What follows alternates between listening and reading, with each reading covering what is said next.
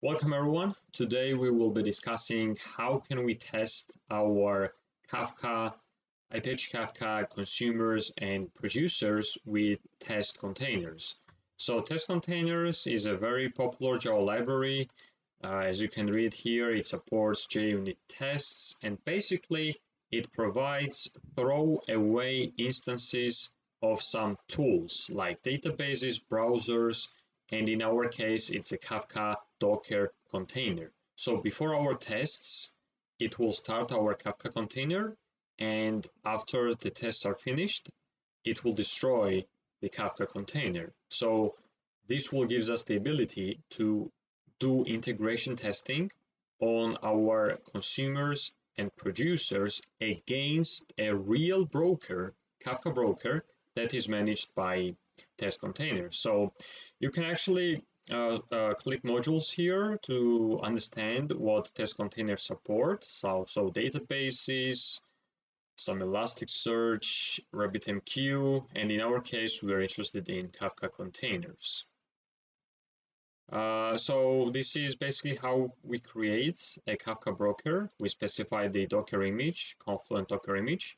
For now, it only supports Confluent, but I don't see that as a limitation, to be honest. So just one line, we have a Kafka broker. Behind the scenes, obviously, test containers will create this Kafka container.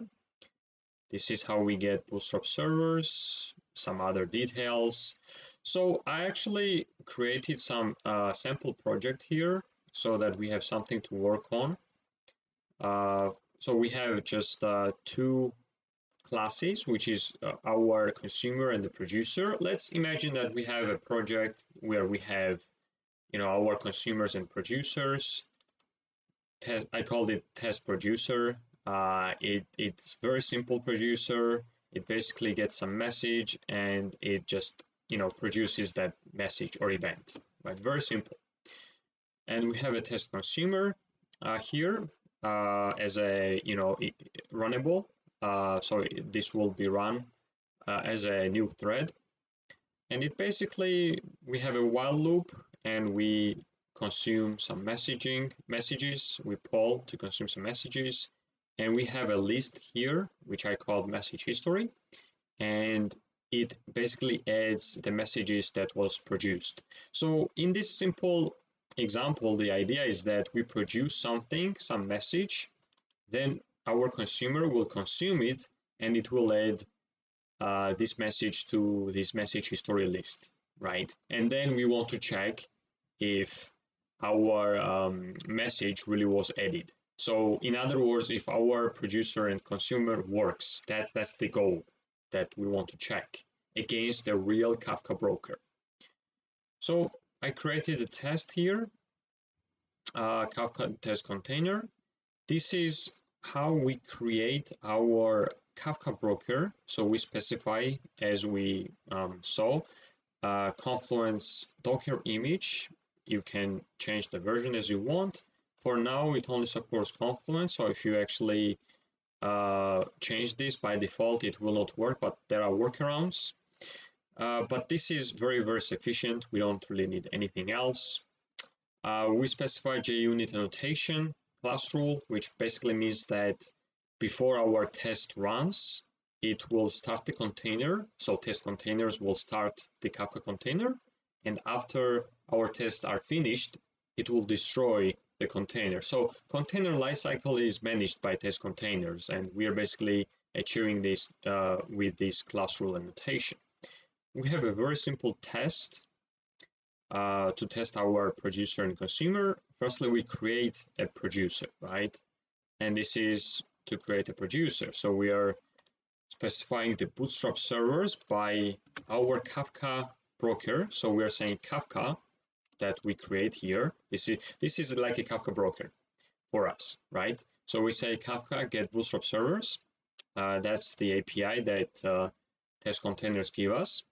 Some client ID, key serializer, which is long in our case, value serializer, which is string in our case, and we specify some test properties.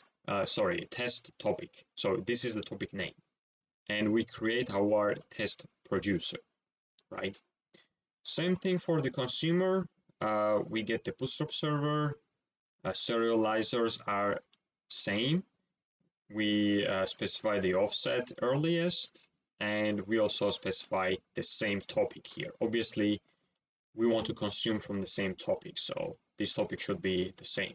And we create our consumer, we pass this Kafka consumer, and we basically also pass some poll duration. So in our test, we create a producer, we send this message, right? Then we create our consumer here, and we start it in a thread, and typically that's the way you start your consumers in a separate thread.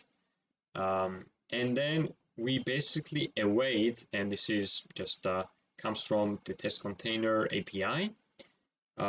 We are saying that, okay, wait at most 10 seconds until our consumer added message to our list. So this is basically this list, message history list, right? Because it might happen that consumer might be started before the producer, so there might be some asynchronous issues here, and at the first try, our list might be empty. So that's why we're waiting 10 seconds until it reads some event, right? There also might be some lag, our consumer might be laggy, so we are waiting basically some time before it gets the event. And we're checking that this message size is 1 because we just produced one event. So I'll just click here, run. Now, if you're running this for first time, then it will take some time because Testcontainers need to pull this image, right, and start the container. So I can actually open, so we see that the one test passed, so everything is fine.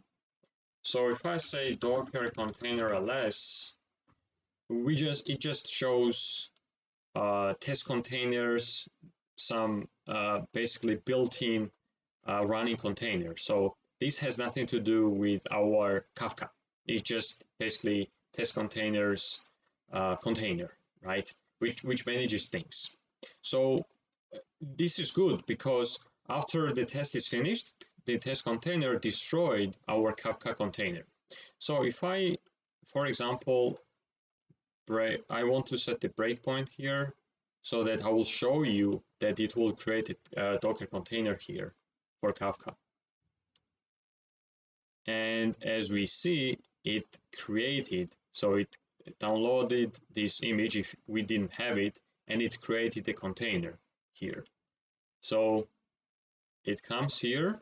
Now I will resume, and if I check again, basically our container is gone, right? So Testcontainers destroyed the container as we wanted, So by default, it works without any issues with JUnit 4. We're using JUnit 4 annotations. If you plan to use it with JUnit 5, there is actually some things you need to keep in mind. For example, you need this annotation, right? So there are some limitations. Yeah, but I think if you will use this annotation, I have not tried it, but it should be pretty much the same. So I will have these links in the description in case you are using JUnit 5. You know, you need to check this page then. Yeah, so this was all what I wanted to show you guys. Obviously, this is not a real world example. This is just a very simple example so that you can get started. And it's really a great tool because it gives us a throwaway basically Docker container that we can run our consumers and producers against. So we don't have to worry about the zookeeper. We don't have to worry about installing Kafka by ourselves in testing environments. Obviously, in production, obviously we will have our Kafka broker. In testing environments, the test container will create Kafka broker for us, and it will destroy it also for us. All right, this was all. As I said, that I wanted to share with you today. If you have any questions, comments, write down below and I will try to answer all of them. See you next time.